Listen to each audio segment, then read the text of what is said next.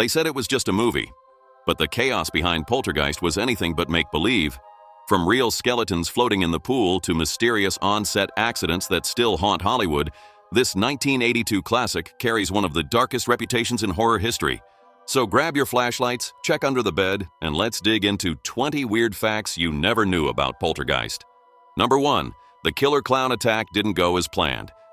That creepy clown doll isn't just nightmare fuel. It actually tried to kill someone. During filming, the animatronic clown that attacks Robbie went haywire. Instead of just wrapping around him for the stunt, it tightened around Oliver Robbins' neck. For real. At first, everyone thought his panicked choking was incredible acting. But then his face started turning red. Spielberg himself had to rush in and pull the crew to stop the mechanism. They freed Oliver just in time. What was meant to be a special effect became a near-death scene. The terror you see on his face in that moment, that wasn't acting, that was survival. Number 2. Tangina wasn't just acting. When Zelda Rubinstein stepped into the house as Tangina, she didn't just pretend to be a psychic. She actually believed she was one. She auditioned 4 separate times before she got the role, and throughout filming she kept telling people on set she could feel things. She even claimed she knew when tragic events were coming before they happened. Some crew members swore her instincts were too accurate to ignore, and she had another talent. She told people she could sense director Tobe Hooper was on drugs because his energy wasn't in the room. Whether you believe in psychics or not, she brought a real chill to every scene she was in.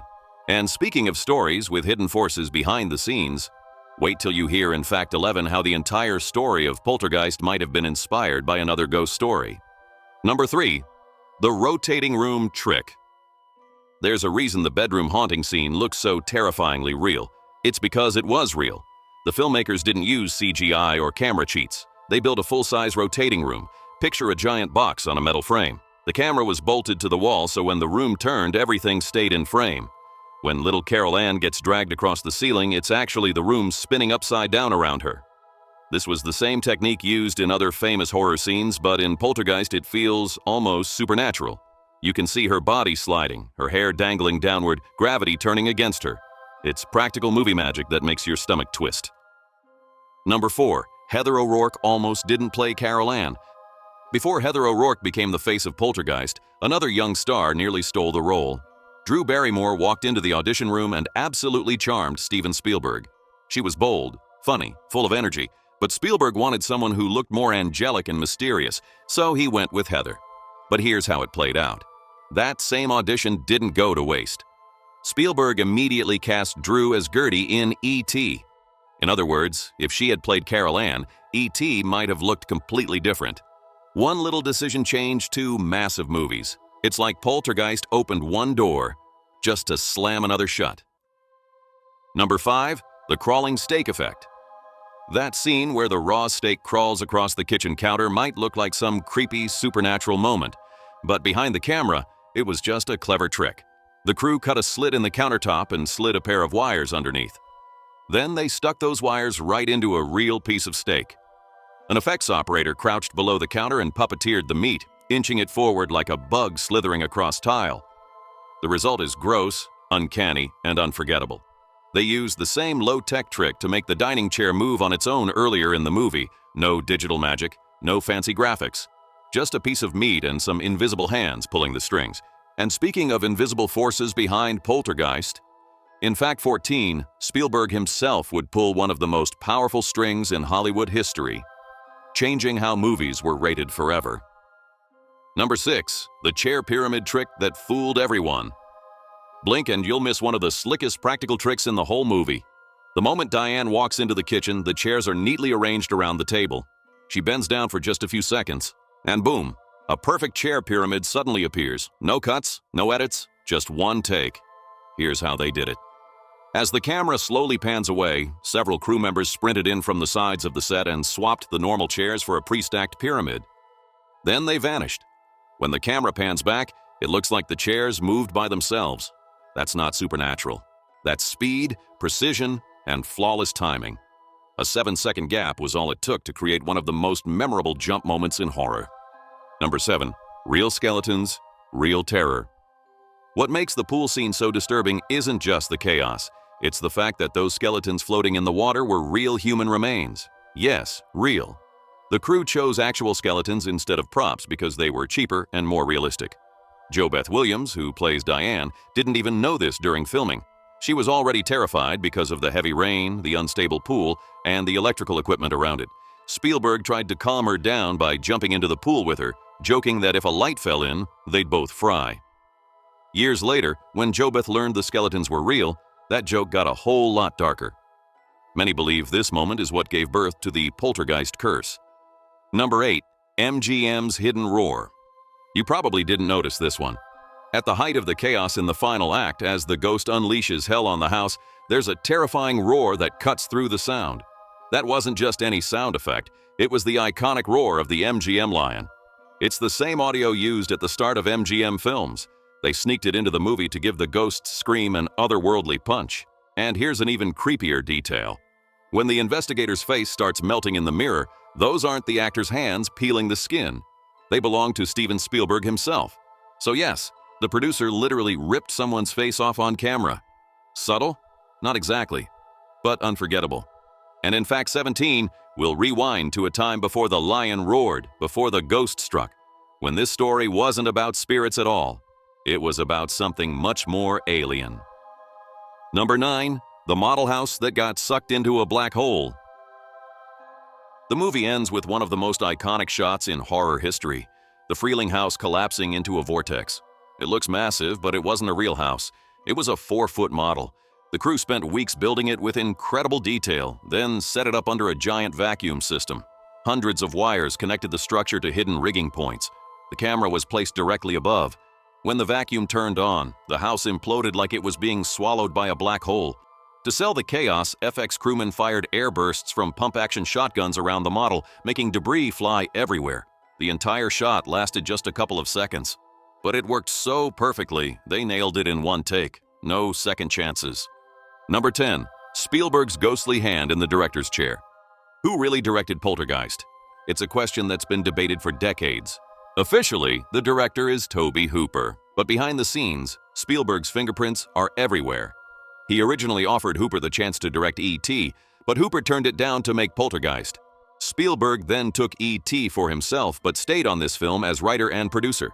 According to several crew members and even actress Zelda Rubinstein, Spielberg directed a lot of the key moments on set, while Hooper mostly helped set up shots. Producer Frank Marshall backed this up years later. Whether you call it shadow directing or not, Spielberg's ghost is all over this movie. I know you're loving these creepy behind-the-scenes secrets, but don't stop here. Are you superstitious? Because if you want to be protected from the underworld, you probably need to click subscribe and give this video a like. And I can't guarantee you won't get a poltergeist, but I think ringing the bell to get notified of our next upload will definitely provide some kind of protective shield from the undead. Number 11. A Twilight Zone story hiding in plain sight. Remember Tangina's eerie sixth sense from Fact 2? Turns out the movie itself might have had a ghostly influence of its own. The core idea of Poltergeist isn't exactly original, as it is largely linked to the Twilight Zone. In 1962, Richard Matheson wrote an episode called Little Girl Lost about a young girl who slips through a wall in her bedroom into another dimension. Sound familiar? Spielberg's story follows almost the same structure. A vanished child, desperate parents, a voice from the void. Matheson himself later admitted the film was clearly inspired by his work, but he never received a single credit for it. No acknowledgement, no thank you, nothing. It's like the movie itself swallowed his story into another dimension. A ghost of a Twilight Zone idea haunts the foundation of Poltergeist. Number 12. The terrifying tree scene was filmed backwards. The scene where the monstrous tree outside the Freeling house grabs Robbie is one of the most terrifying moments in the entire film. It looks like he's being sucked into its mouth, but in reality, the tree was spitting him out.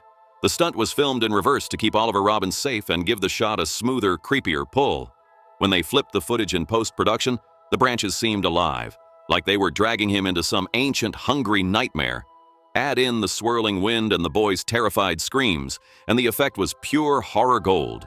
A simple camera trick turned a safe stunt into one of the most iconic scares in horror movie history. Number 13. Tangina's voice was altered to sound otherworldly. Tangina's voice is one of the most unforgettable things in Poltergeist.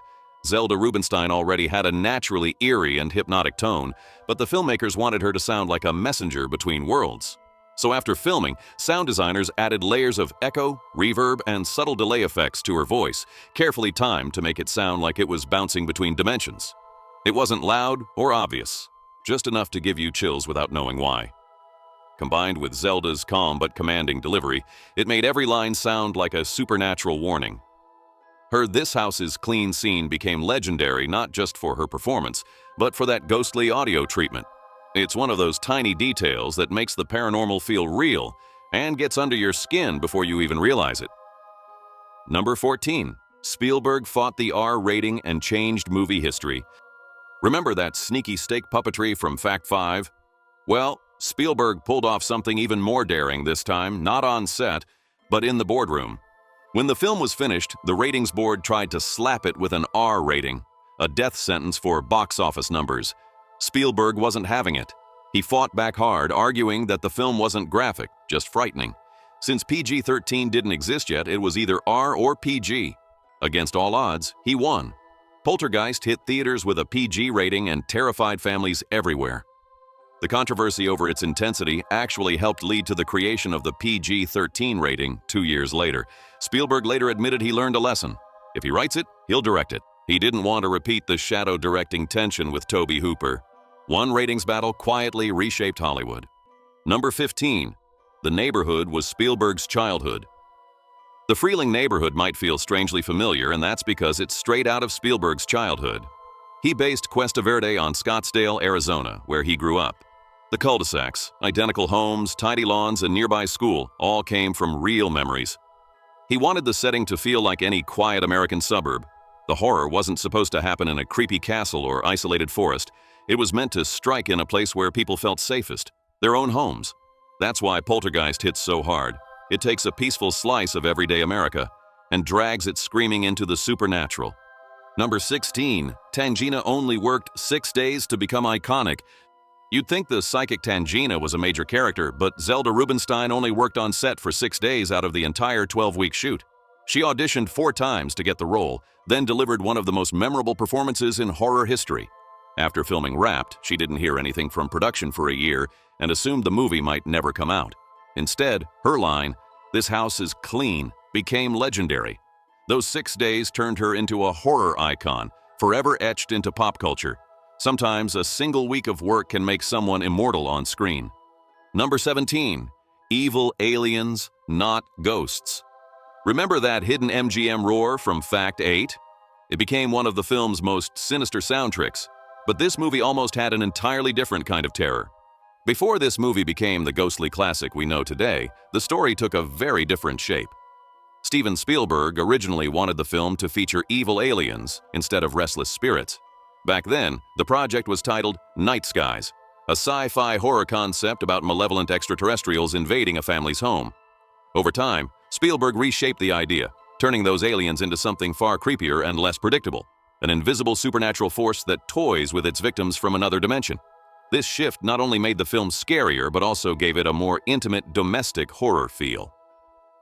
Night Skies eventually split into 2 projects. One became E.T. the Extraterrestrial and the other, Poltergeist, turned into one of the most unsettling haunted house films ever made. Number 18. The Pizza Hut scene that vanished. Blink and you'll miss it. But there's a really awkward jump cut in the kitchen scene, right after Diane Freeling shows off the invisible force sliding objects across the floor. Originally, the couple shared a funny little exchange where Diane says, "We'll go out to Pizza Hut," and Steve grumbles back, "I hate Pizza Hut." But Pizza Hut wasn't amused. The company didn't want its name associated with a horror film joke, so the lines were surgically cut from the final version. The problem? The edit is so sudden it's still super noticeable. It's a perfect example of how corporate pressure can reshape a movie in subtle but weird ways. The joke may be gone, but the jump cut remains, a little ghost of the script that didn't survive. Number 19. A shining Easter egg. When Carol Ann slowly walks toward the glowing static on the TV, a tiny but chilling detail flashes on screen. The clock reads 2:37 a.m. Horror fans instantly recognize the number, a likely nod to room 237 in The Shining, the infamous room that housed unspeakable horrors.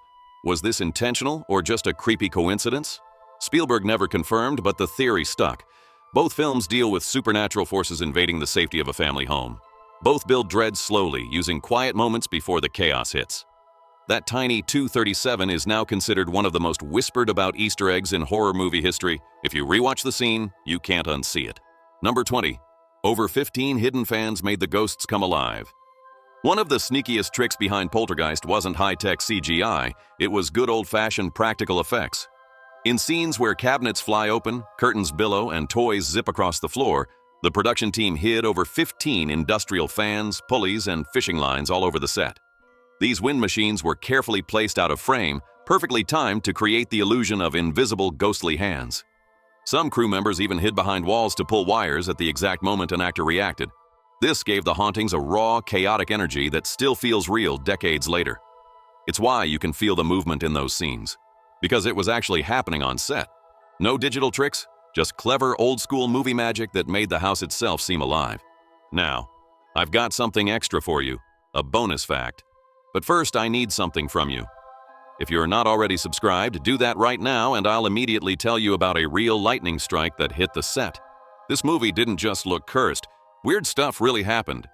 During post-production, a lightning bolt struck a building that housed some of the film's audio work. The strike blew out equipment and temporarily delayed the final sound mix. It freaked the crew out because this happened right as they were working on the scene where the spirits unleashed their fury on the house. It was the kind of coincidence that added fuel to the already growing whispers about a poltergeist curse. After all, when thunder strikes the mixing room of a ghost movie, it's hard not to shiver a little. And that was the chilling truth behind Poltergeist. From real skeletons to twisted behind-the-scenes chaos, it's no wonder this movie is still whispered about like a ghost story around a campfire. But the rabbit hole doesn't end here. If you thought this was creepy, wait until you step into room 237. Click on the next video where we dive deep into the icy magic of The Shining, a place where the set isn't just haunted, it's alive. Red Rum's secrets and hidden horrors are waiting for you. Who's that? Oh, here's Johnny! Wow, that was weird.